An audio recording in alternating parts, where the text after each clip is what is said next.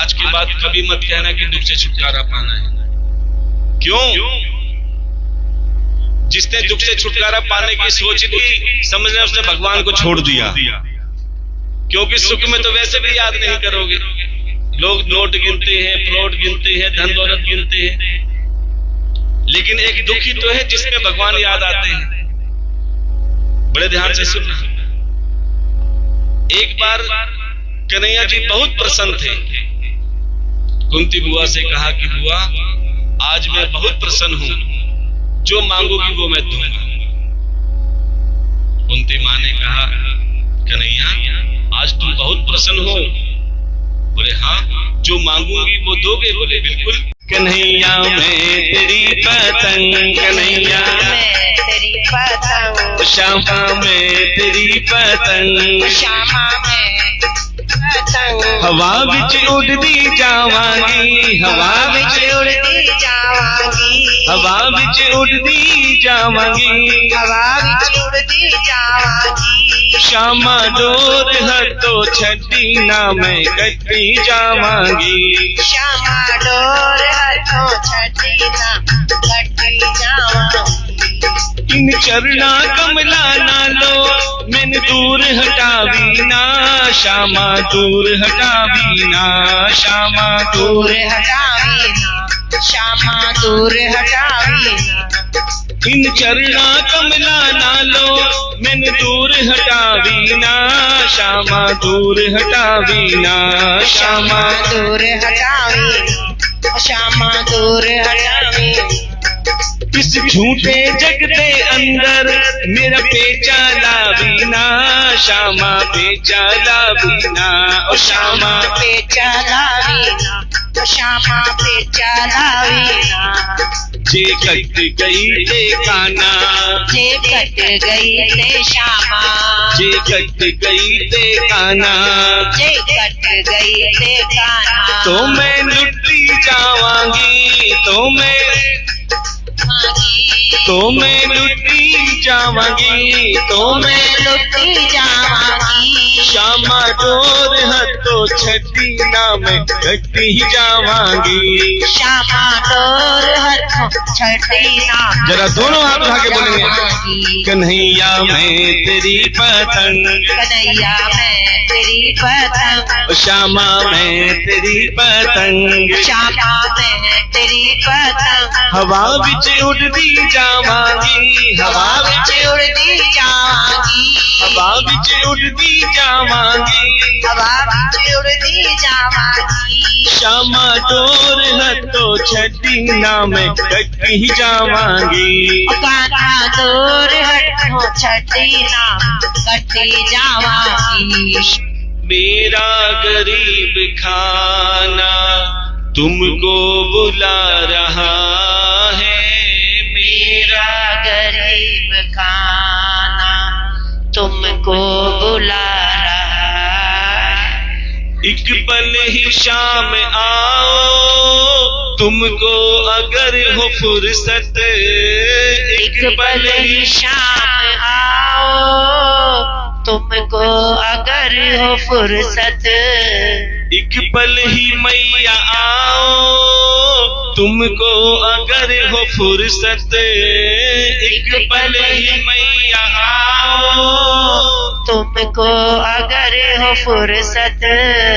ये भक्त तेरी याद में, ये भक्त तेरी याद में आंसू बहा रहा है, ये भक्त तेरी याद में आंसू बहा रहा है। कि प्यारे, अगर आपका बुलाने का भाव होता है ना, तो चाहे महारानी हो ठाकुर हो, वो तुम्हारे भाव जानकर अपने आप आते हैं।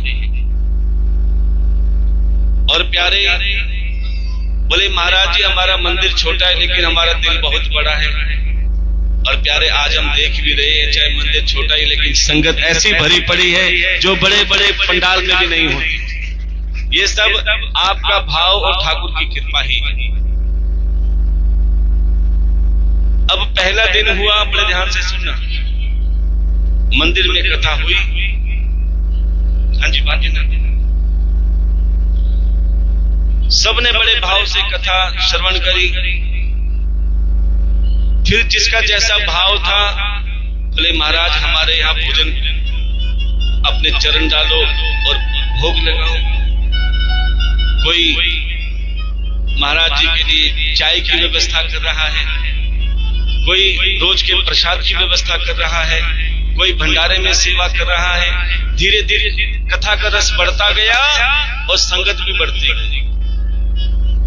तीसरा दिन हुआ, व्यास जी ने कहा कल कृष्ण जन्म है, कल हमारे ठाकुर जी का विशाल जन्म उत्सव मनाया जाएगा, सब पीले वस्त्रों में आएंगे जैसे आप सबसे कहा गया। और सबने ठाकुर जी के लिए जैसा आप अपने बच्चों के लिए चाहते हैं वैसे बधाई की व्यवस्था भी करें। सोना चांदी हीरे मोती जो भी आप बाइक देना चाहें। अब तो प्यारे चौथा दिन जब आरंभ हुआ, अब लक्ष्मी जी ने सोचा कि श्री हरि ने अपना प्रभाव तो दिखा दिया, अब मैं भी अपना प्रभाव दिखाऊंगा। अब लक्ष्मी जी बूढ़ी मैया का रूप लेकर आई प्रहलादपुर में।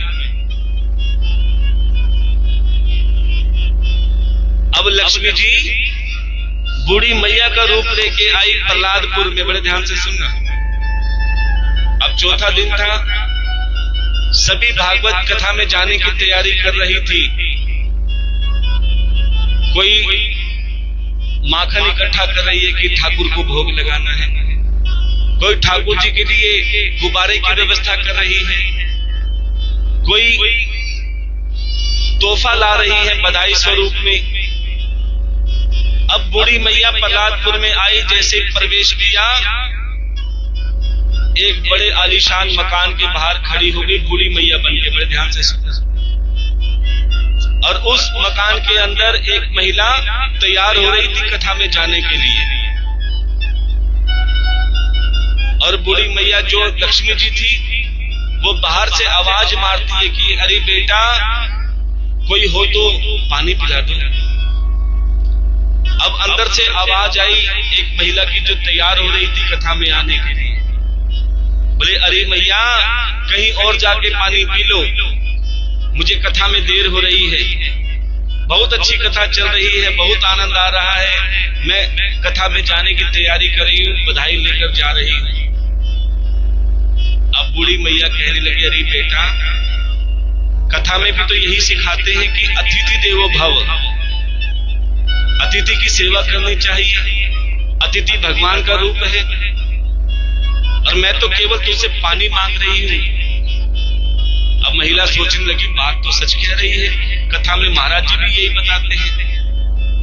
ठीक है मैया रुक, मैं पानी लेकर आती हूँ। बेमन से अंदर गई, स्टील के लोटे में जल भरा, ले मैया जल्दी जल्दी पी, मुझे कथा में देर हो रही है, जाना है। अब जैसे ही उस बूढ़ी मैया ने स्टील के लोटे में जल पिया, चमत्कार हो गया, वो स्टील का लोटा सोने के लोटे में बदल गया। अब तो प्यारे जो महिला थी ना, जिसको कथा में देर हो रही थी, कहने लगी अरे मैया मेरे घर पे आओ, भोजन तैयार है, भोजन भी करो। अब तक तो पानी भी नहीं पिला रही थी। देखो कितना स्वार्थी है इंसान, उसे पता है कि जल पीने पे स्टील का लोटा सोने का बन गया, अब खाना खाएगी तो सारे बर्तन सोने के हो जाएंगे। जिद करने लगी मैया आओ मैया आओ। अब बूढ़ी मैया कहने लगी ना बेटा तुझे कथा में देर हो रही है, कथा में जा। बोले ना मैया कथा तो अभी 3 दिन और चलेगी, कथा तो अभी 3 दिन और चलेगी। बोले अभी तो कह रही थी देर हो रही है। बोले ना चल जाएगा काम, लेकिन तू घर में मेरे आ। अब जब ज्यादा जिद करने लगी तब बूढ़ी मैया ने कहा बेटा एक शर्त पे आऊंगी, तो कथा मत छोड़ना, कथा में तो जाना पड़ेगा। अब जब शर्त रख दी तो उस महिला भी कहने लगी मैं एक शर्त पे जाऊंगी। बोले क्या? बोले जब तक मैं वापस ना आऊं, जब तक तू मेरे घर पे विराजमान रहना। कहीं चलेगी तो नुकसान हो जाएगा कंपनी में। अब तो जैसे बूढ़ी मैया घर में आई, फट देखी उस महिला ने क्या किया, बाहर से ताला लगा दिया। अब जाके देखा, अब वो महिला कथा में तो आ गई, लेकिन कथा में मन नहीं लग रहा। मन कहाँ अटका हुआ है? बूढ़ी मैया। अच्छा, हर महिला में एक आदत होती है, जब कोई बात अंदर घूम रही हो ना, जब तक अपनी पक्की सहेली को नहीं बता दे, जब तक चैन नहीं मिलता। अरे बहन क्या कथा सुन रही है, देख मैं तुझे बताती हूँ, मेरे घर पे एक बूढ़ी मैया आई है, मैंने स्टील के लोटे में पानी दिया, वो सोने का बन गया। अब मैं उसे अपने घर पे बिठा के आई हूँ, अब मेरे सारे बर्तन देख, लेकिन तेरते कह रही तू किसी से मत कह दिए, तेरते कह रही तू किसी से मत कह दिए। तो इतनी बात कहनी थी तो भारे धीरे धीरे वो भूल गई, इसकी सहेली ये तो इसकी भी तो कोई सहेली होगी। अब धीरे धीरे धीरे धीरे पूरे पंडाल में बात फैल गई। अब क्या हुआ, अब तक तो सब ध्यान से कथा सुन रहे थे, लेकिन अब एक एक करके उठ के जाने लगे। क्यों? लक्ष्मी का प्रभाव हो गया। अब तक तो श्री हरि का प्रभाव से भीड़ थी, संगत जुड़ी थी, लेकिन अब लक्ष्मी का प्रभाव हुआ तो सब छोड़ छोड़ के अब व्यास जी अकेले रह गए। वो भी समझ गए अब लक्ष्मी ने अपना प्रभाव दिखाना।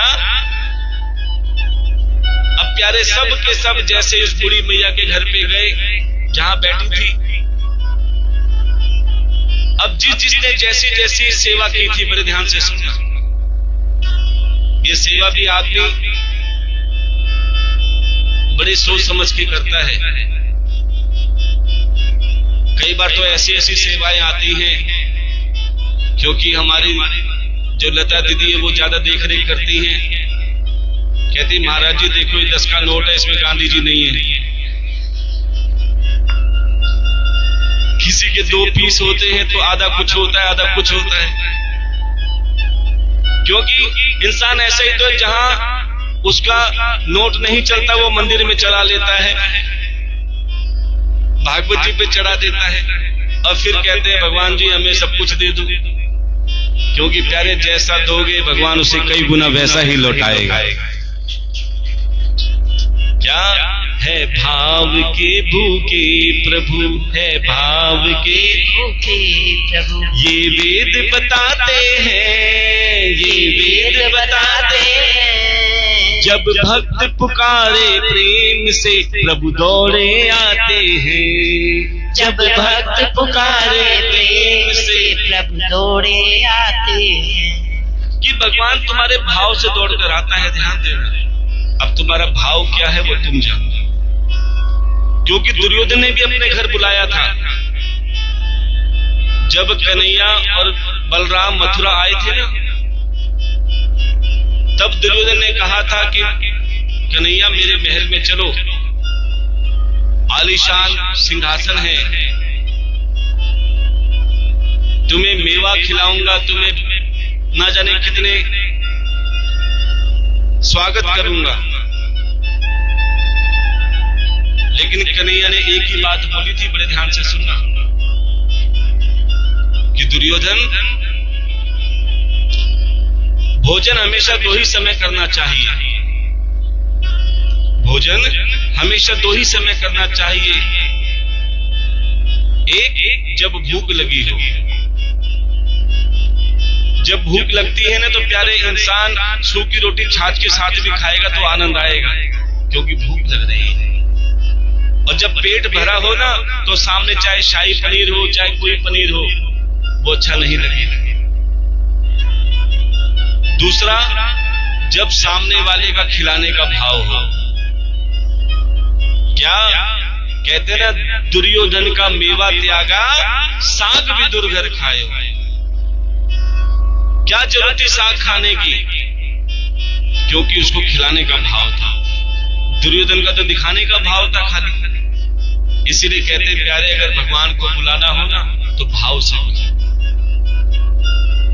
अब प्यारे जैसा जिसका भाव था, जैसे जिसने सेवा की थी भागवत कथा में, चाहे बधाई के रूप में, चाहे कन्यादान के रूप में या भंडारे के रूप में, जिसने जैसी सेवा की उसको कई गुना वैसा ही फल लक्ष्मी जी ने दिया।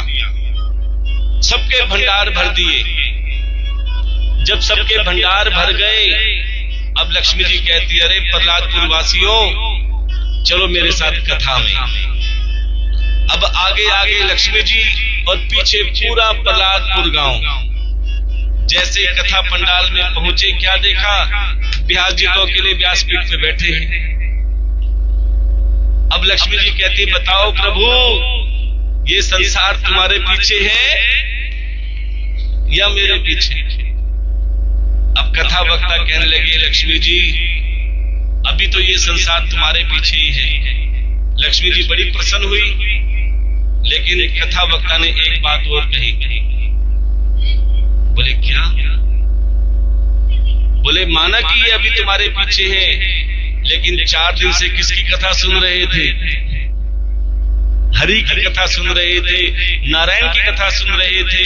और कहते जब तुम हरि की कथा सुनोगे तो राजी राजी या बेराजी लक्ष्मी को तुम्हारे पास आना पड़ेगा, तुम्हारे भंडार भरने पड़ेंगे। इसलिए कहते हैं प्यारे कि लक्ष्मी के पीछे ज्यादा मत भागा करो, क्योंकि देखा जाता है कि जितना लक्ष्मी के पीछे तुम जाते हो ना, लक्ष्मी और दूर चली जाती है। 99 के चक्कर में इंसान सारी जिंदगी लगा देता है, लेकिन उसके शौक पूरे नहीं होते। क्यों? उसकी इच्छाएं बढ़ती रहती हैं। इसलिए अपने मन को सत्संग से जोड़ दो, हरि से जोड़ दो, और जितना तुम हरि से जुड़ोगे प्यारे, लक्ष्मी अपने आप तुम्हारे पास आनी चालू होगी। और लक्ष्मी आने का मतलब ये नहीं कि तुम्हारी 10-20 लाख रुपए की लॉटरी लग जाएगी, कहीं मेरे पीछे पड़ जाओ। लक्ष्मी आने का मतलब ये है कि तुम्हारे पास चाहे कोई धन दौलत हो या ना हो, मेरा ठाकुर तुम्हारा काम कभी रुकने नहीं देगा। बड़े बड़े पैसे वालों के काम रुक जाते हैं जो धन को भगवान मानते हैं, और जो भगवान को धन मानते हैं ना प्यारे, उनके काम मेरा ठाकुर रुकने नहीं देते। क्यों? क्योंकि वो अपने मन को समझाते हैं। और मैं आपसे भी कहता हूं, अपने मन से कहो क्या, बड़े भाव से बोलेंगे सभी। ओ पापी मन कर ले भजन, हाँ ओ पापी मन कर ले भजन, बाद में प्यारे पछताएगा जब पिंजरे से पंछी निकल जाएगा। जब पिंजरे से पंछी निकल जाएगा। हाँ ओ पापी मन कर ले भजन, हाँ ओ पापी मन कर ले भजन, बाद में प्यारे पछताएगा जब पिंजरे से पंछी निकल जाएगा। जब पिंजरे से पंछी निकल जाएगा। क्यों करता तू मेरा मेरा, क्यों करता तू मेरा मेरा, क्यों करता तू मेरा मेरा, क्यों करता तू मेरा मेरा। ना कुछ तेरा ना कुछ मेरा, ना कुछ तेरा ना कुछ मेरा। खाली हाथ आया है खाली हाथ जाएगा, खाली हाथ आया है खाली हाथ जाएगा। जैसा किया कर्म तूने वैसा फल पाएगा, जैसा किया कर्म तूने वैसा फल पाएगा। बाद में प्यारे पछताएगा जब पिंजरे से पंछी निकल जाएगा।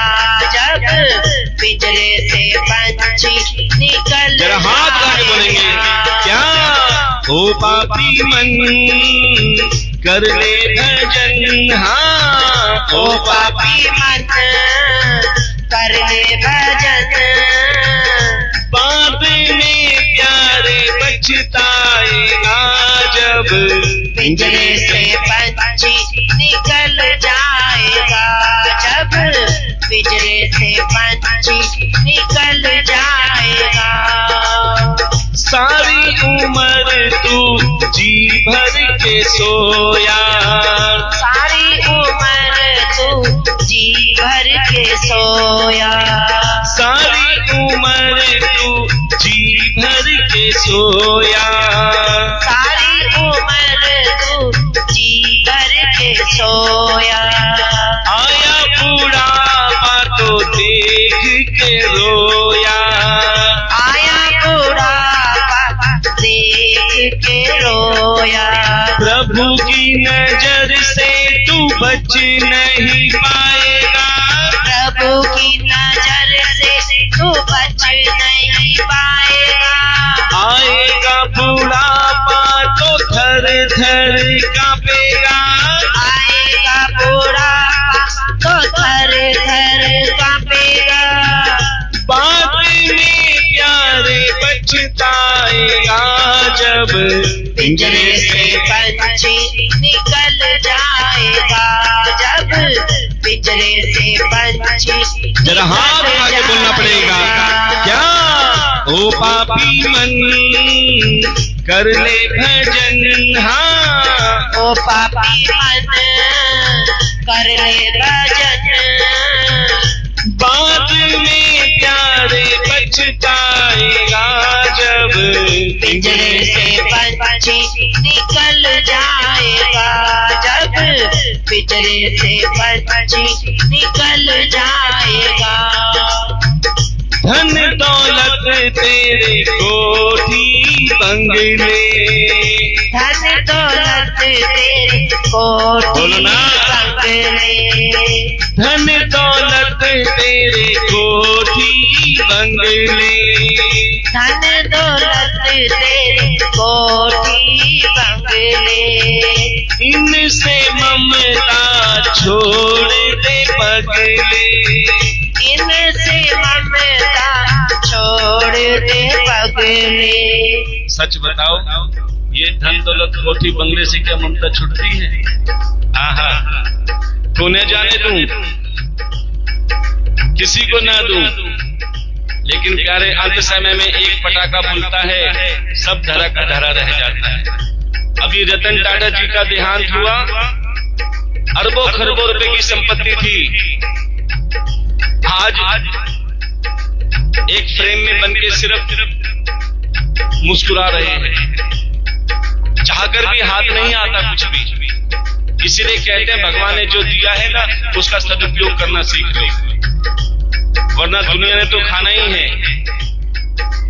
अपना क्या है प्यारे, जो तुम अपने हाथों से दान देते हो, सेवा करते हो, सत्संग सुनते हो, ये सब तुम्हारा अपना है, बाकी सब झूठा सपना है, कोई किसी का नहीं है। इसीलिए कहते हैं धन दौलत तेरे कोठी बंगले, धन दौलत तेरे कोठी बंगले।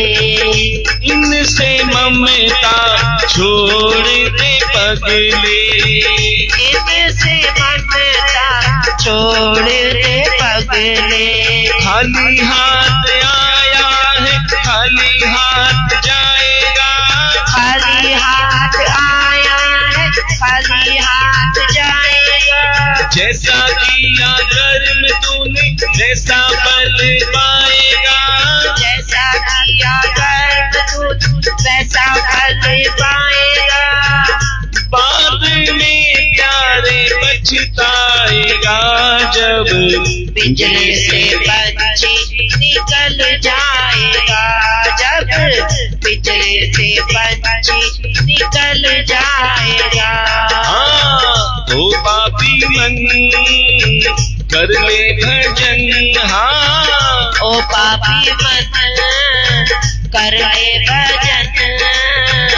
बाद में प्यारे पछताएगा जब पिंजरे से पंछी निकल जाएगा, जब पिंजरे से पंछी प्यारे कि ये पिंजरे से पंछी कब निकल जाए इसकी एक पल का भरोसा नहीं है। आपने देखा और सुना होगा, इंसान रात को पेट भर खाना खा के सोता है, सब बच्चों से बात करता है और सुबह खबर आ जाती है हार्ट अटैक हो गया।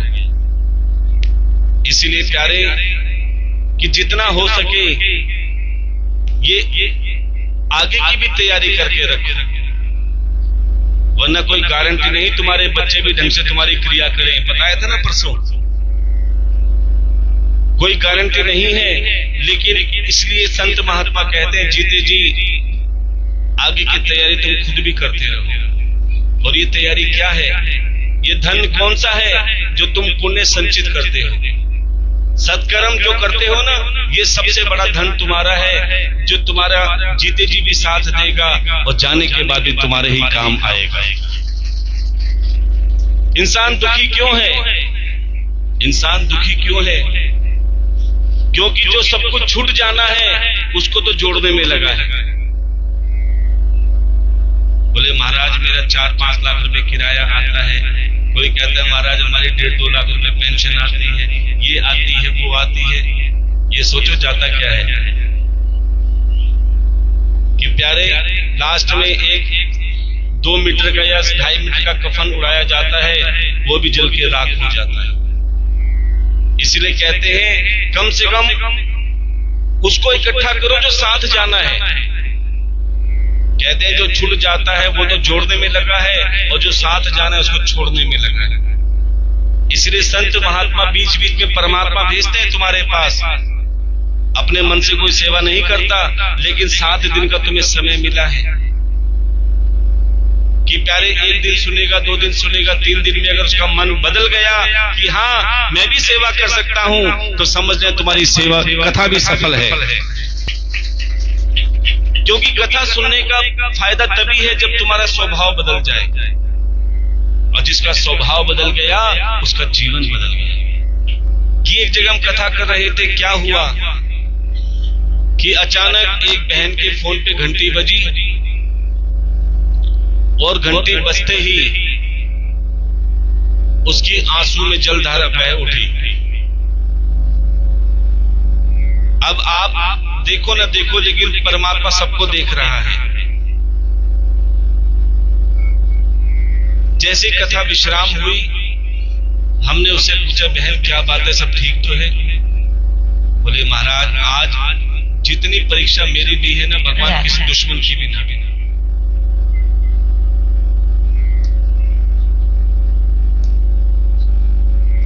और डॉक्टर साहब जी रमेश कौशिक जी की तरफ से 501 रुपए ठाकुर जी की बधाई आई है, इनके लिए जोरदार ताली।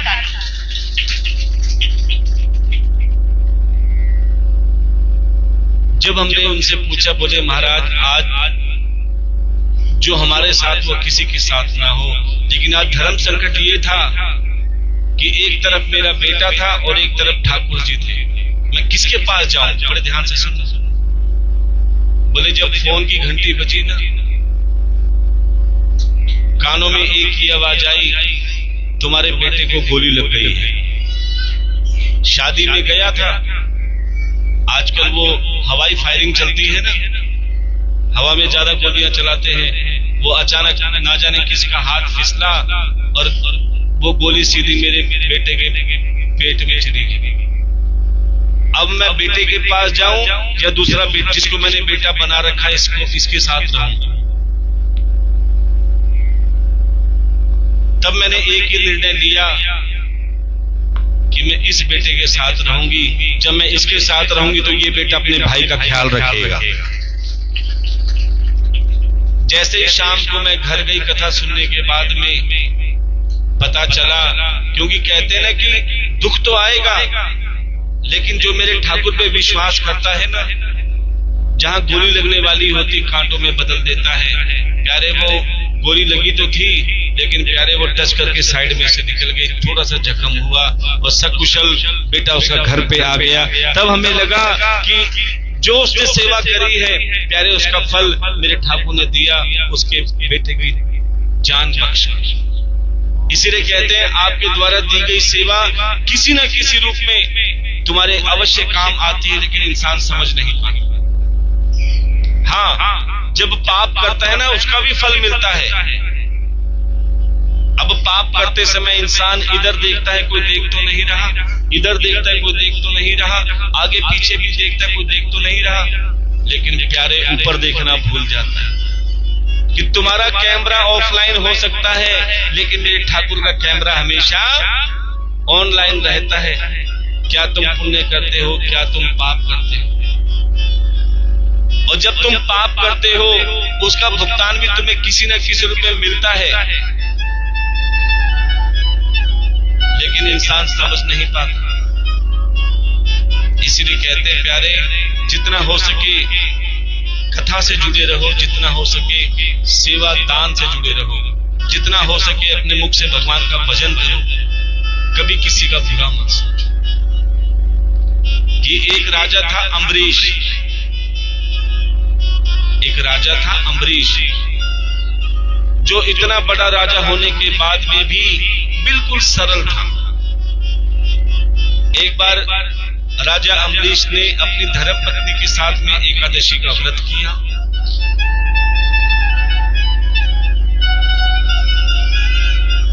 और प्यारे, सभी संत महात्माओं को द्वादशी के दिन ब्राह्मण भोज कराए, क्योंकि एकादशी को तो व्रत रखा हुआ है। जैसे ही साधु संत महात्मा भोजन कर रहे थे, तभी दुर्वासा ऋषि आए अपनी पूरी टोली के साथ। राजा अम्बरीश ने कहा, महाराज, हमारे धन भाग जो आप जैसे सिद्ध महात्मा आए, आप भी भोजन करो। तभी दुर्वासा ऋषि ने कहा, अभी हम स्नान करने जा रहे हैं और स्नान के बाद भोजन करेंगे। अब स्नान करने में उनको देर हो गई। अब राजा अम्बरीश घबरा गए कि वो समय पर नहीं आए तो द्वादशी की घड़ी समाप्त हो जाएगी, क्या किया जाए? संत महात्माओं से पूछा, उन्होंने कहा, केवल जल पीकर आप व्रत खोल सकते हैं। अभी जल पिया भी नहीं था, केवल हाथ ऊपर ही उठाया था जल पीने के लिए, तभी दुर्वासा ऋषि आ गए। बोले, अरे अम्बरीश, तूने हमारा अपमान किया, हमारे आने से पहले तूने व्रत खोलने की सोची, इसका भुगतान तुझे करना पड़ेगा। दुर्वासा ऋषि ने अपनी जटा में एक बाल उखाड़ा, उसका ब्रह्म अस्त्र बनाया और राजा अम्बरीश पे छोड़ दिया। अब राजा अम्बरीश हाथ जोड़कर खड़े हो गए कि प्रभु, मैंने आज तक किसी का बुरा नहीं किया, तो ये मेरे साथ क्या हो रहा है? प्रभु से पुकार करने लगा। तब श्री हरि ने अपना सुदर्शन चक्र चलाया, उस ब्रह्म अस्त्र के टुकड़े किए और वही सुदर्शन चक्र दुर्वासा ऋषि के पीछे पड़ गए। अब आगे आगे दुर्वासा ऋषि और पीछे पीछे सुदर्शन चक्र। अब दुर्वासा ऋषि कभी शिव के पास जाएं, कभी ब्रह्मा के पास जाएं, त्राहि माम मेरी रक्षा करो। सबने हाथ खड़े कर दिए कि हम तुम्हारी रक्षा नहीं कर सकते। बोले, तो कौन करेगा हमारी रक्षा? बोले, जिसने चक्र चलाया है वही चक्रधारी विष्णु तुम्हारी रक्षा कर सकते। अब दुर्वासा ऋषि श्री हरि विष्णु के पास पहुंचे, प्रभु मेरी रक्षा करो, रक्षा करो, त्राहि माम। तब श्री हरि कहने लगे कि मैं तुम्हारी रक्षा कर लेता यदि तुम मेरा अपमान करते। देखो, ये भगवान भी कहते हैं कि तुम मेरी पूजा करो या मत करो, तुम मेरी सेवा करो या मत करो, लेकिन जो मेरे भक्तों की सेवा करते हैं, जो मेरे संत महात्माओं की सेवा करते हैं, समझ लेना मेरी सेवा अपने आप हो जाती है। भगवान कहते हैं, तुम मुझे भोग लगाओ या मत लगाओ, मुझे कोई चिंता नहीं, लेकिन जो मेरे भक्तों को भोजन कराते हैं, जो संत महात्माओं को भोजन कराते हैं, समझ लेना मुझे भोग अपने आप लग जाता है। अब प्यारे, श्रीहरि कहने लगे, अगर तुम्हें जीवन दान चाहिए तो जिसका तुमने अपमान किया है उससे क्षमा दान मांग लो। अब दुर्वासा ऋषि राजा अम्बरीश के पास वापस गए। बोले, राजा अम्बरीश, हमें क्षमा कर दो, हमने तुम्हारा अपमान किया। जैसे दुर्वासा ऋषि राजा अम्बरीश के चरणों में झुकने ही वाले थे, तभी राजा अम्बरीश ने कहा, महाराज, संत महात्मा झुकते हुए अच्छे नहीं लगते, संत महात्मा तो आशीर्वाद देते हुए अच्छे लगते हैं। देखो भगवान का भक्त कैसा होता है। बदला लेने की शक्ति होने के बाद जो दूसरों को माफ करना कर दे, वही भगवान का भक्त है। बदला तो हर कोई ले सकता है। दूसरों को चोट देकर सॉरी बोलना बहुत आसान है। दूसरों को चोट पहुंचाकर सॉरी बोलना बहुत आसान है, लेकिन खुद चोट खाकर दूसरों को माफ करना बहुत मुश्किल है। जो खुद चोट खाकर दूसरों को माफ करना जानता है, प्यारे, वही मेरे ठाकुर का परम भक्त है। अब चलते हैं अपने ठाकुर के जन्म उत्सव की ओर। सूर्यवंश से पहले आता है चंद्रवंश, अर्थात श्री राम जी के जन्म की ओर चलने जा रहे हैं। हाँ जी, बातें ना करें, बड़े ध्यान से कथा सुने। कि महाराज दशरथ जिनकी 3 धर्म पत्नियां, कौन कौन सी? एक सुमित्रा जी, कौशल्या जी और देवकी जी। सॉरी, कौशल्या जी, केके जी और सुमित्रा जी। क्योंकि कथा कर करके ना कभी कभी नेटवर्क गड़बड़ा जाता है। तो जैसे दशरथ जी की 3 धर्म पत्नियां हैं, ऐसे ही हर इंसान की पत्नी तो एक ही है, बड़े ध्यान से सुन, लेकिन 3 भाव वाली धर्म पत्नी है। कितनी भाव वाली? अब तीनों भाव तरह की धर्म पत्नी यहां पर बैठी हैं। किसी पे हम उंगली नहीं करेंगे, अपने आप समझ जाना कि हम कौन से नंबर की धर्म पत्नी है। तीनों भाव के नाम रख देते हैं, 1 नंबर, 2 नंबर और 3 नंबर। अब सबसे पहले चलते हैं 1 नंबर वाली धर्म पत्नी की ओर। 1 नंबर वाली धर्म पत्नी कैसी होती है, बड़े ध्यान से सुनना। अब पति देव सुबह काम पे निकले, सब निकलते हैं ना। शाम को थके हारे घर में आए, दरवाजा खटखटाया। धर्म पत्नी ने प्रेम से दरवाजा खोला, मुस्कुराती हुई मिली। देखो, जब शाम को धर्म पत्नी मुस्कुराती हुई मिलती है ना, तो पति देव का आधी थकान तो वैसे ही मिट जाती है। अब धर्म पत्नी ने कहा, प्रभु आओ, लो पानी पिए। अभी पति देव ने मांगा भी नहीं, बिन बोले पानी का गिलास हाथ में। पति देव ने पानी पिया, बोले आप थोड़ी देर बैठो, मैं चाय बना के लाती हूं। अभी पति देव ने मांगा भी नहीं, चाय भी आ गई। बोले आप चाय पियो, मैं भोजन की व्यवस्था करती हूं। भोजन भी तैयार। अर्थात जो बिन बोले काम करे वो 1 नंबर वाली धर्म पत्नी है। ईमानदारी से बताना, 1 नंबर वाली धर्म पत्नी कौन कौन है?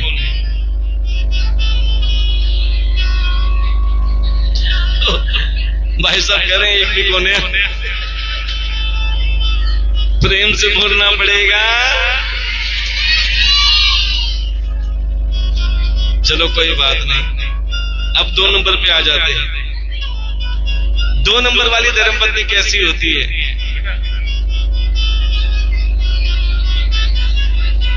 अब 2 नंबर वाले हर की बातें ना करें। राधे, सभी शांत हो जाए। देखो, कथा में आनंद नहीं आ रहा तो आरती करते हैं। ये पीछे से बच्चे बाहर आ जाओ बेटा, बातें मत करो। वो आंटी आपसे बहुत दुखी हो रही है, शांत हो। अब 2 नंबर वाली धर्मपत्नी की ओर चलते हैं। सुबह सुबह पति देव काम पर गए, थके हारे शाम को घर आए, दरवाजा खटखटाया। अब पत्नी ने दरवाजा तो खोला लेकिन टेंशन में, उदास मुंह बना रखा है। अब पतिदेव कहते हैं भगवान सब कुछ ठीक तो है? बोले हाँ ठीक है, आ जाओ। एक नंबर वाली कौन सी थी जिसने खुश होकर दरवाजा खोला? अब 2 नंबर वाली जो उदास मन से खोला। अब कुछ नहीं बोला पत्नी ने। अब पतिदेव कहते अरे भगवान मैं थक गया हूं, थोड़ा पानी पिला दो। अजी अभी लाई, अर्थात कहकर काम किया। लाई तो सही लेकिन कहकर लाई। अब पतिदेव पानी पिया, बोले गला सूख गया, थोड़ी चाय मिल जाती तो।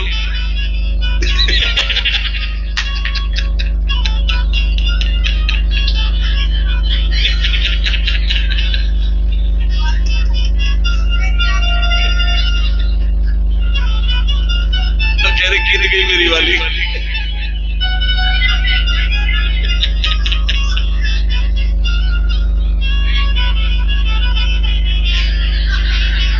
प्रेम से बोलना पड़ेगा। अब बोले गला सूख रहा है, थोड़ी चाय पी। बोले अभी लाई, अर्थात कहकर काम किया। ये है 2 नंबर वाली। ईमानदारी से हाथ उठाना 2 नंबर वाली।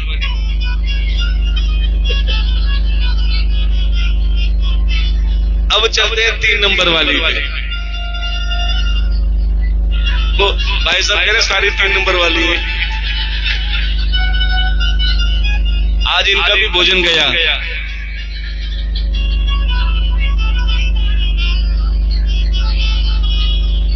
आज गारंटी नहीं जो इनको भोजन मिल जाए। अब 3 नंबर वाली सुनो। अब पतिदेव सुबह काम पर गए, पसीने से तरबतर होकर शाम को घर आए। सुबह निकले हुए शाम को घर आए, दरवाजा खटखटाया। अब जैसे धर्म पत्नी ने दरवाजा खोला, दिल मिलाते हुए गुस्से में। अब सोचो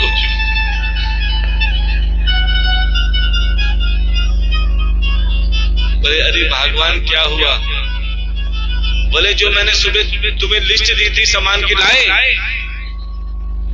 अरे भगवान भूल गया। बोले कर्म फूट गए मेरे जो तुम जैसे पति मिले। पता है मैं कितना काम करती हूँ, इसकी सुनूं उसकी सुनूं इसकी। बोले भगवान शिकायत ही करेगी या घर भी बुलाएगी? आ जाओ, कौन मना करता है? अब प्यारे पतिदेव बेचारे डरे हुए सहमे हुए अंदर आए। बोले अरे भगवान गला सूख रहा है, थोड़ा पानी। बोले पानी पियोगे? गोरा फ्रिज खोलो, बोतल निकालो, हाँ 2 गिलास निकालना, एक अपने लिए और एक। अब बेचारे पतिदेव डर के 2 गिलास पहले पत्नी को दिया। अब बोले भगवान थोड़ी चाय मिल जाती। बोला रसोई देखिए,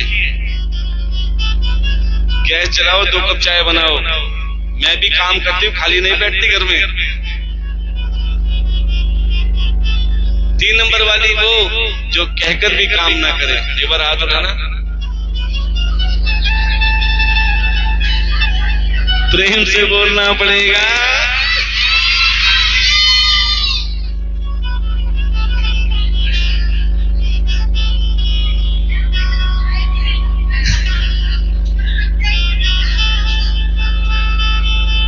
ध्यान देना सज्जनों, देखो हम चाहते हैं कथा सुनकर आपका ऐसा स्वभाव बदले, ऐसा स्वभाव बदले।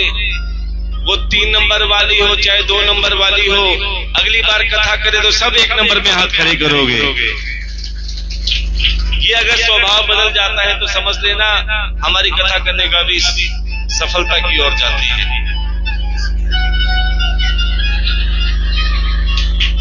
देखो दीदी ये बात सत्य है। हाँ जी, हर पति देव चाहते हैं कि मेरी पत्नी सीता जैसी बने। भाई एक बात सुनो, हर पति चाहते हैं कि हमारी पत्नी सीता जैसी हो, लेकिन अगर वो चाहते तो उनको भी राम बनना पड़ेगा।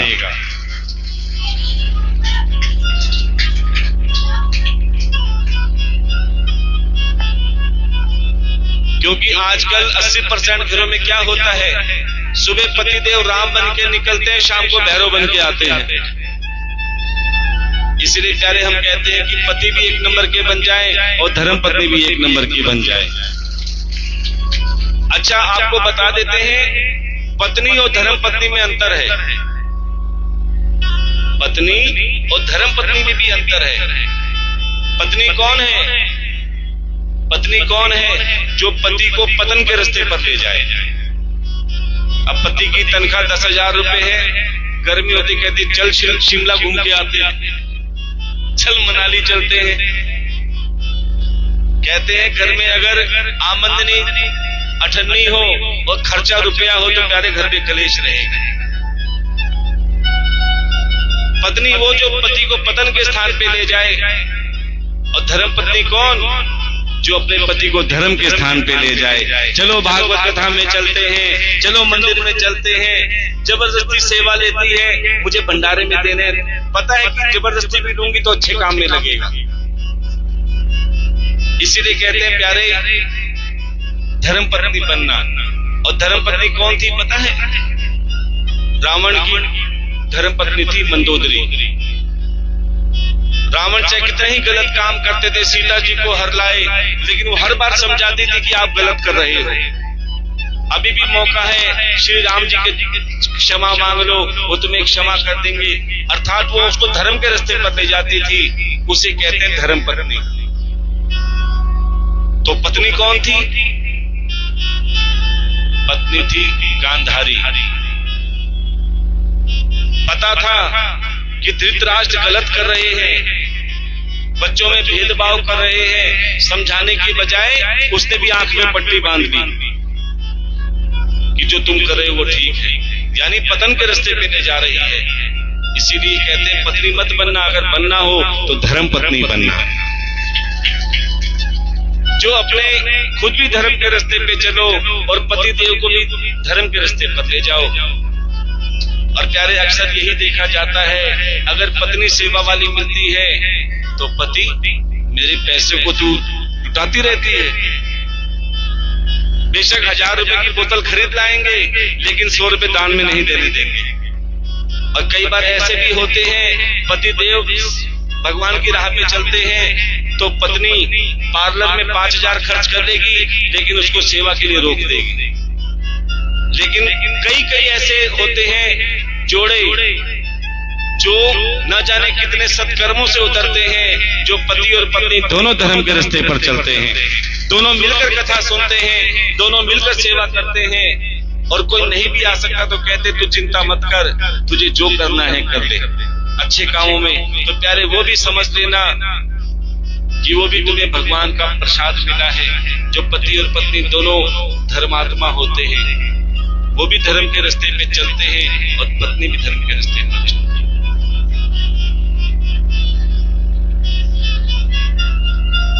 बहुत अच्छी बात है। आज इनको पकवान मिलेंगे।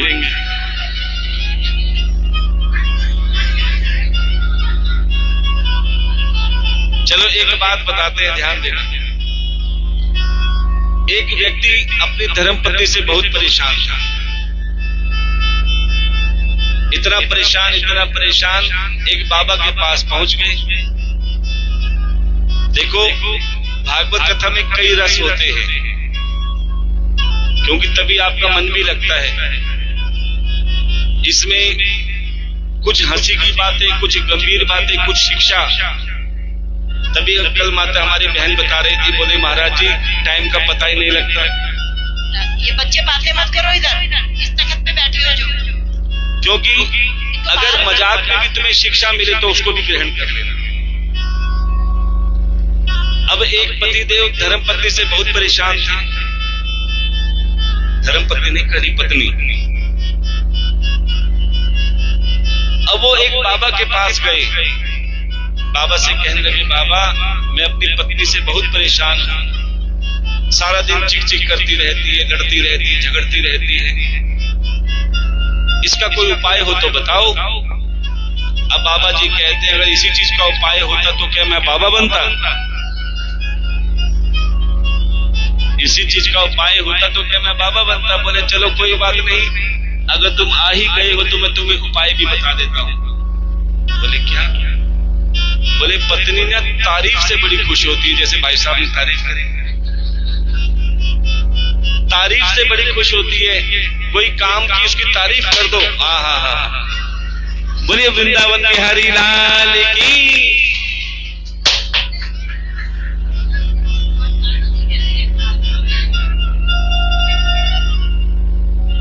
अब पति देव को बाबा कहने लगे, देखो आज तुम्हारी पत्नी जो भोजन बनाए उसकी तारीफ कर देना। क्या कर देना? बोले उससे खुश हो जाएगी। बोले बिल्कुल। अब तो घर गए पतिदेव, शाम को पत्नी ने भोजन रखा। अब भोजन कैसा था बड़े ध्यान से सुनना। टेढ़ी मेढ़ी रोटी थी, एक साइड तो पूरी जली हुई और एक साइड कच्ची। लेकिन बाबा ने कहा है तारीफ करनी। बोले क्या चांद जैसी रोटी बनाई है। अब सब्जी देखी, पानी पानी तैर रहा था, ना उसमें आलू ना मटर। लेकिन बाबा ने कहा है, बोले क्या शाही पनीर जैसी रोटी बनाई है, सब्जी बनाई है।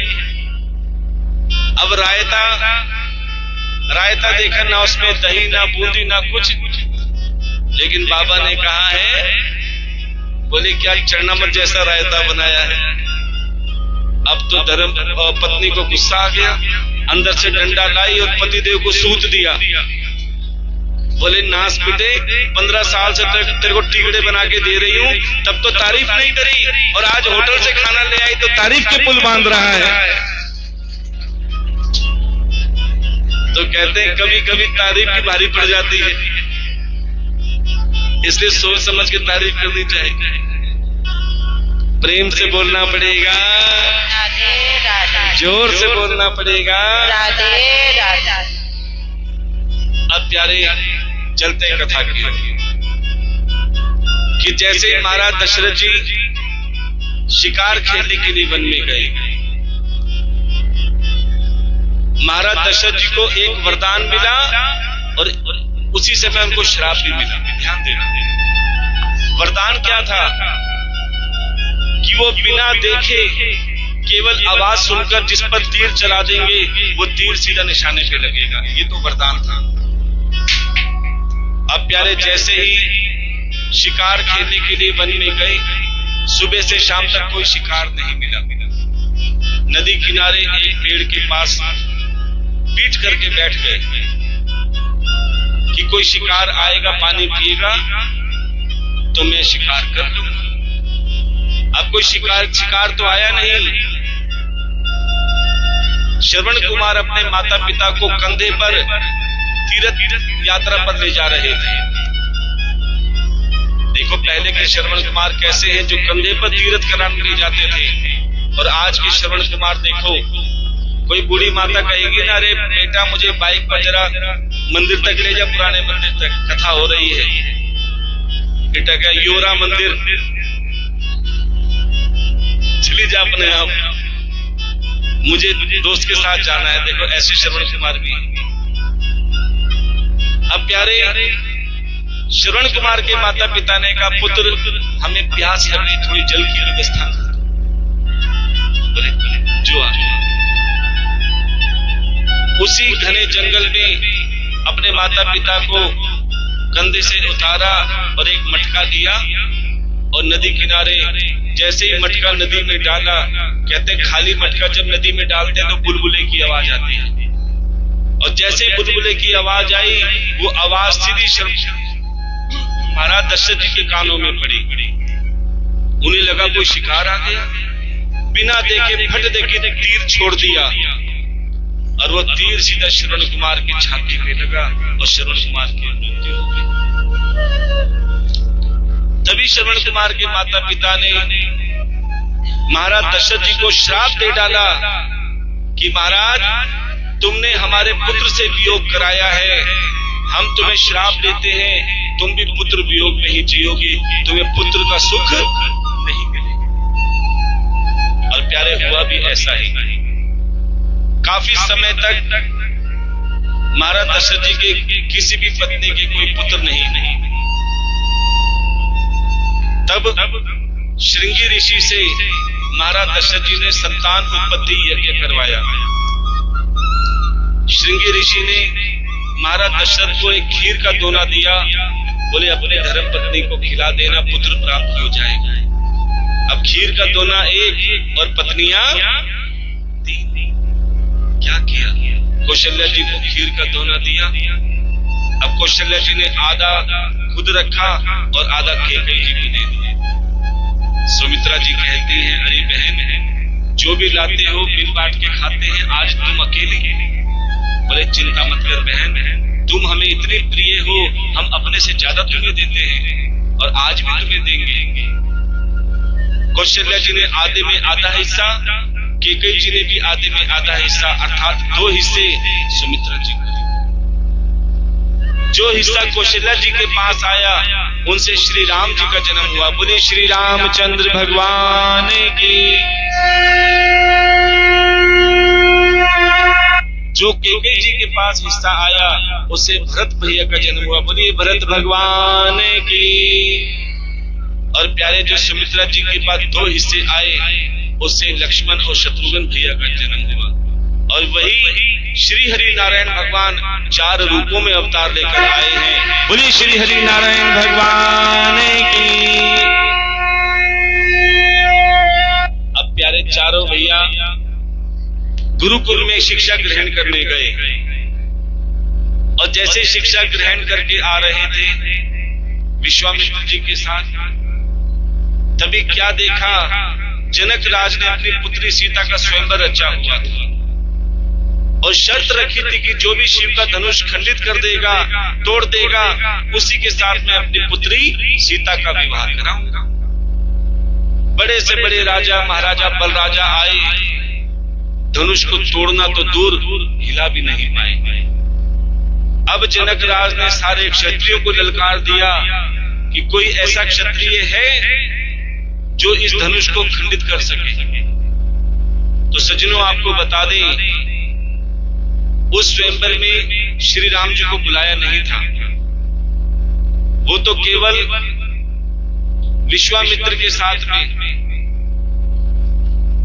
देखने के लिए आए थे। अब प्यारे, जैसे गुरु जी की आज्ञा पाकर श्री राम जी उठे, धनुष को प्रणाम किया और फूलों की तरह उठाया और प्यारे तिनके की तरह खंडित कर दिया। और प्यारे, जैसे ही वो धनुष खंडित हुआ, जनक राज ने अपनी पुत्री सीता का विवाह श्री राम जी से कर दिया। अब प्यारे श्री राम जी सियावर रामचंद्र बन गए। बोलिए सियावर रामचंद्र भगवान की। अब वही चारों भैया का विवाह हुआ और सब राजी खुशी रह रहे थे। अब राम जी इतने लायक हो गए कि राजगद्दी संभाल सकते हैं। कहते हैं जिस पिता का पुत्र पिता का काम संभालने लायक हो जाए ना, तो पिता को बड़ी खुशी मिलती है। अब महाराज दशरथ जी ने पूरी अयोध्या में ढिंढोरा पिटवा दिया कि कल सुबह मेरे पुत्र राम का राज तिलक होगा। और कहते हैं कभी कभी दहेज में ऐसी वस्तु आ जाती है जो बहुत नुकसानदायक होती है। महाराज दशरथ जी के दहेज में एक दासी आई थी जिसका नाम था मंथरा। उस मंथरा ने कैकेयी जी को ऐसा पाठ पढ़ाया। अब कैकेयी जी महाराज दशरथ जी के कक्ष में गई। महाराज दशरथ जी सबको भंडार भर भर के लुटा रहे थे।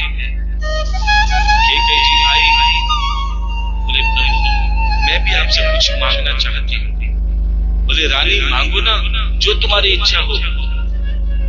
कहती महाराज आपको याद है आपने मुझसे 2 वचन कहे थे, जब समय आए तो मांग लेना, आज वो समय आ गया है। बोले रानी मांगो ना, मैं आज सब कुछ देने को तैयार हूं। बोले महाराज मेरा पहला वचन, जिस राम की तुम राज तिलक की तैयारी कर रहे हो, वो राम की ना करके मेरे पुत्र भरत की राज तिलक की तैयारी। इतना सुनते ही प्यारे महाराज दशरथ जी के पैरों तले जमीन खिसक गई। रानी, तुम ये क्या कह रही हो? क्या राम तुम्हारा पुत्र नहीं है? बोले, हाँ, राम मेरा पुत्र है, लेकिन मैं चाहती हूँ भरत गद्दी पे बैठे। और ये कैकेयी जी भी जानती थी कि जब तक राम यहाँ रहेंगे भरत गद्दी पे, बोले मेरा दूसरा वचन भी सुने। बोले अब क्या रह गया सुनने के लिए? बोले सुनना भी पड़ेगा और पूरा भी करना पड़ेगा। बोले क्या? बोले राम को 14 वर्ष के लिए वनवास भेज दिया। इतना सुनते ही प्यारे महाराज दशरथ जी को ऐसा सदमा लगा, मुख से आवाज नहीं निकल रही और आंखों से आंसू नहीं बह रहे। इतने में राम जी का आगमन हुआ। राम जी ने माता पिता दोनों की बात सुन ली और हाथ जोड़कर कहा कि माता जी, पिताजी, आप चिंता ना करें, आप वन भेजने को राजी तो मैं वन जाने को राजी। देखो, पहले के राम ऐसे थे जो माता पिता की आज्ञा से वन जाने को तैयार हो जाते थे, और आज के राम ऐसे हैं जो अपने माता पिता को ही वन भेजने को तैयार हो जाते हैं। ऐसे राम की कमी नहीं है, पूरे वृद्धाश्रम भरे पड़े हैं। अब प्यारे, जैसे राम वन जाने को तैयार हुए, इतने में पीछे लखन भैया कहते, भैया मैं भी आपके साथ चलूं, मेरा जन्म तो आपकी सेवा के लिए ही तो हुआ है। प्यारे, सेवा देखनी हो तो लखन भैया की देखना, जिसने अपने सुख साधन यहाँ तक कि धर्म पत्नी को भी त्याग दिया, प्रभु की सेवा में चल पड़े। जैसे ही राम लखन जा रहे थे, पीछे से सीता जी ने भी आवाज दी, प्रभु आप मुझे छोड़ के जा रहे हैं? क्या इसीलिए विवाह किया था? क्या इसीलिए 7 वचन कहे थे कि मैं सुख में भी साथ रखूंगा तो दुख में भी साथ रखूंगा? प्रभु, जब मैं सुख में साथ तुम्हारे रही तो दुख में भी मैं तुम्हारे साथ रहूंगी। सीता जी क्या कहती हैं? जहां ले चलोगी वहां मैं चलूंगी, जहां ले चलोगे वहां मैं चलूंगी, जहां ले चलोगे वहां मैं चलूंगी, जहां ले चलोगे वहां मैं चलूंगी, जहां तुम रहोगे, जहां तुम रहोगे, जहां तुम रहोगे, जहां तुम रहोगे वहीं मैं रहूंगी, जहां ले चलोगे वहां मैं चलूंगी, जहां ले चलोगे वहां मैं चलूंगी। अब प्यारे सीता जी भी साथ बोली। जैसे राम, लखन और सीता जी वन जाने की ओर बढ़े तो क्या देखा? रास्ते में नदी, और नदी में एक नाव जिसे केवट चलाता है। प्यारे, जैसे ही नाव के पास गए और केवट ने देखा कि प्रभु श्री राम मेरी नाव की तरफ आ रहे हैं, खुशी के मारे आंसू आ गए केवट के कि ना जाने कितने सत्कर्मों से आज प्रभु मुझे दर्शन देने के लिए आए हैं। जैसे लखन भैया ने कहा, अरे केवट, क्या अपनी नाव में बिठाकर हमें नदी पार करा दोगे? अब केवट के मुख से आवाज ही नहीं निकल रही, क्योंकि उसकी आंखें तो प्रभु श्री राम जी को देख रही थी। मन में एक भाव था कि मैं प्रभु के चरण कैसे पखारूं, चरण कैसे धोऊं, लेकिन क्या करूं, लखन भैया किसी को हाथ भी लगाने नहीं देते। लेकिन कहते हैं भक्त की अगर जिद हो जाए तो भगवान अपना नियम भी बदल देते हैं, ध्यान देना। अब केवट ने कहा, मैं राम जी को अपनी नाव पर नहीं बिठा सकता। इतना सुनते ही लखन भैया ने कहा, केवट ये क्या कह रहे हो? तुम प्रभु श्री राम को अपनी नाव में नहीं बिठाओगे? बोले बिल्कुल नहीं। बोले क्यों? बोले मैंने सुना है प्रभु श्री राम जादूगर हैं। केवट कहने लगे मैंने सुना है प्रभु श्री राम जादूगर हैं, इसलिए मैं नाव में नहीं बिठाऊंगा। देखो कितना बड़ा बहाना बनाया श्री राम जी के चरण चलने का। बोले कैसे जादूगर है, जरा बताओ तो सही। बोले मैंने सुना है इन्होंने एक पत्थर पे पैर रखा था, वो नारी बन गई। इन्होंने एक पत्थर पे पैर रखा, वो नारी बन गई, और नारी का नाम क्या था? अहिल्या। बोले अगर मेरी नाव पे पैर रख दिया और वो नारी बन गई तो मेरा काम धंधा? बोले तो मैं खुद चेक करूंगा इनको हाथ लगा के। कितना सुंदर बहाना कि ऐसे तो हाथ लगाने देंगे नहीं लक्ष्मण जी। बोले मैं चेक करूंगा, अगर मुझे कुछ नहीं हुआ तो मैं बिठाऊंगा। अब राम जी केवट की बात समझ गए, क्योंकि वो जानते हैं कि प्रभु से मिलने का कोई भी बहाना हो तो भगवान उसमें भी प्रसन्न हो जाते हैं। तभी तो कहते हैं क्या, शाम तेरे मिलने का, शाम तेरे मिलने का, कन्हैया तेरे मिलने का, सत्संग ही बहाना है। शाम तेरे मिलने का, सत्संग ही बहाना है। शाम तेरे मिलने का, भागवत ही बहाना है। शाम तेरे मिलने का, भागवत ही बहाना है। वृंदावन की गलियों में शाम शाम गाँव में, ओ वृंदावन की गलियों में शाम शाम गाँव में, जब भी मैं बुलाऊं तुम्हें कन्हैया, जब भी मैं बुलाओ तुम्हें दौड़े चले आना है। जब भी मैं बुलाऊं तुम्हें दौड़े चले आना है। वो शाम तेरे मिलने का, कन्हैया तेरे मिलने का, भागवत ही बहाना है। शाम तेरे मिलने का, भागवत ही बहाना है। तुम मेरे मात पिता, तुम मेरे बंधु सखा, ओ तुम्ही मेरे मात पिता, तुम्ही मेरे बंधु सखा। ये दुनिया वाले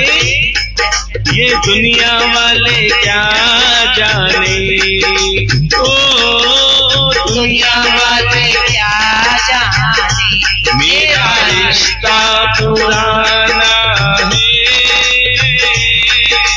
दुनिया वाले क्या जाने, मेरा रिश्ता पुराना है। और कहते हैं अगर शाम से मुलाकात हो जाए तो तुम्हारी जिंदगी में करामात भी हो जाएगी। किस किस को शाम से मिलना है, जरा हाथ उठाएंगे, और जिसे करामात करने अपने स्थान पे खड़े हो जाओ एक बार। देखो जिसको बाकी करामात करनी है तो सभी नाते कहेंगे, जब से तेरी मेरी मुलाकात हो गई, जब से तेरी मेरी मुलाकात हो गई, सारे कहते हैं कि करामात हो गई, सारे कहते हैं करामात हो गई। जब से तेरी मेरी मुलाकात हो गई, जब से तेरी मेरी मुलाकात हो गई, सारे कहते हैं कि करामात हो गई, सारे कहते हैं कि करामात हो गई।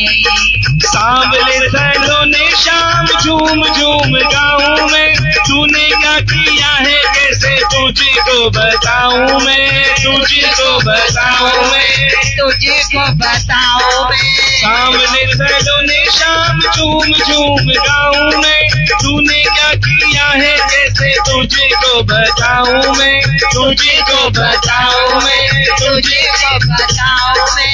खुशियों की जैसे बरसात हो गई, खुशियों की जैसे बरसात हो गई, सारे कहते हैं कि करामात हो गई, सारे कहते हैं कि करामात हो गई। हाँ, जब से तेरी मेरी मुलाकात हो गई, जब से तेरी मेरी मुलाकात हो गई, सारे कहते हैं कि करामात हो गई, सारे कहते हैं कि करामात हो गई। एक वो जमाना था छोड़ना ठिकाना था, देखते ही मुझको आके फेर का जमाना था, फेर का जमाना था, फेर का जमाना था। किस्मत बुलंद रातों रात हो गई, किस्मत बुलंद रातों रात हो गई, सारे कहते हैं कि करामात हो गई, सारे कहते हैं कि करामात हो गई। हाँ, जब से तेरी मेरी मुलाकात हो गई, जब से तेरी मेरी मुलाकात हो गई, सारे कहते हैं कि करामात हो गई, सारे कहते हैं कि करामात हो गई। राजू को दिया तूने कभी ना भुलाऊंगा, जिंदगी ये सारी तेरी सेवा में बिताऊंगा, सेवा में बिताऊंगा, सेवा में बिताऊंगा। राजू को दिया तूने कभी ना भुलाऊंगा, जिंदगी ये सारी तेरी सेवा में बिताऊंगा, सेवा में बिताऊंगा, सेवा में बिताऊंगा। आंखों आंखों में अपनी बात हो गई, आंखों आंखों में अपनी बात हो गई, सारे कहते हैं कि करामात हो गई, सारे कहते हैं कि करामात हो गई। हाँ, जब से तेरी मेरी मुलाकात हो गई, जब से तेरी मेरी मुलाकात हो गई, सारे कहते हैं कि करामात हो गई, सारे कहते हैं कि करामात हो गई। राधे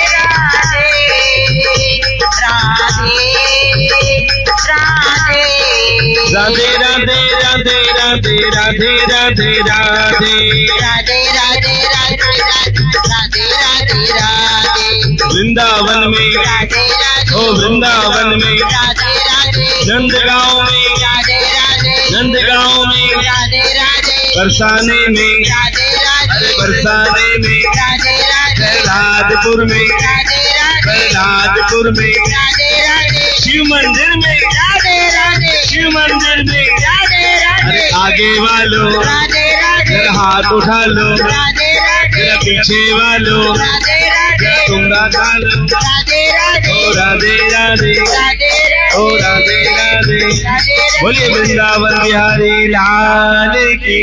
जय। अब लग रहा है सबकी किस्मत चमकने वाली है भाई, सभी बैठ जाए। बस 5 मिनट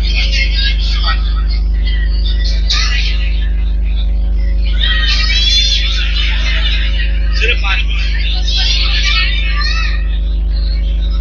अरे तो मेरी जगह पे क्यों बैठ गई?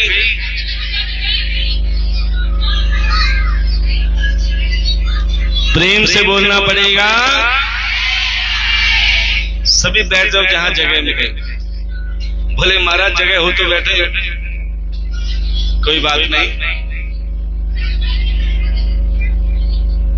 तो प्यारे, वही वन में एक राक्षस मिला जिसने सीता का हरण किया। कौन कौन मानता है कि रावण एक राक्षस था? और कौन कौन मानते हैं कि रावण एक विद्वान ब्राह्मण था? क्योंकि रावण जैसे विद्वान ब्राह्मण ना आज तक हुए हैं और ना कभी होंगे। लेकिन प्यारे, रावण के अंदर अहंकार था, अभिमान था, जिसकी वजह से उसका सर्वनाश हुआ। इसीलिए हम आपसे भी कहते हैं, हाँ जी, बातें ना करें, कि अभिमान में 3 जने बिल्कुल चले गए। अभिमान में 3 जने बिल्कुल चले गए। कौन? धन, वैभव और वंश। ना मानो तो देख लो, रावण, कौरव और कंस, ये सब अभिमान में ही गए हैं। इसलिए आप भी भगवान से कहो कि प्रभु हमें सब कुछ देना, लेकिन अभिमान मत देना। अब चलते हैं अपने ठाकुर जी के जन्म उत्सव की ओर। कि प्राचीन काल में यदुवंशी राजा सूरसेन, उनके पुत्र वसुदेव जी, जिनका विवाह देवकी के साथ हुआ, और उनके चाचा उग्रसेन, जिनके लड़के का नाम था कंस, जो अपनी चचेरी बहन को ससुराल अपने रथ पर लेकर जा रहे थे। लेकिन तभी अचानक बिजली कड़की, आकाशवाणी हुई, रे कंस, तू किसको लेकर जा रहा है? तब महाराज कंस ने कहा, मैं अपनी बहन को लेकर जा रहा हूं। बोले, तुम्हारी बहन नहीं, तुम्हारा काल है। अब महाराज कंस को लगा कि ये मेरे मन का वहम है। आगे गए तो नारद जी मिले। नारद जी ने भी यही कहा कि तुम्हारी बहन नहीं, तुम्हारी मृत्यु का कारण है, क्योंकि तुम्हारी बहन का 8वां पुत्र काल बनकर आएगा। इतना सुनते ही प्यारे महाराज कंस ने रथ रोक लिया और अपनी प्राणों से प्यारी बहन को केश पकड़ के नीचे उतार दिया। तलवार से जैसे ही मारने जा रहे थे, तभी वसुदेव जी ने कहा, महाराज इसे मत मारो, ये आपकी बहन है, इसने क्या बिगाड़ा है? बोले, इसकी मेरी बहन ने नहीं, इसका 8वां पुत्र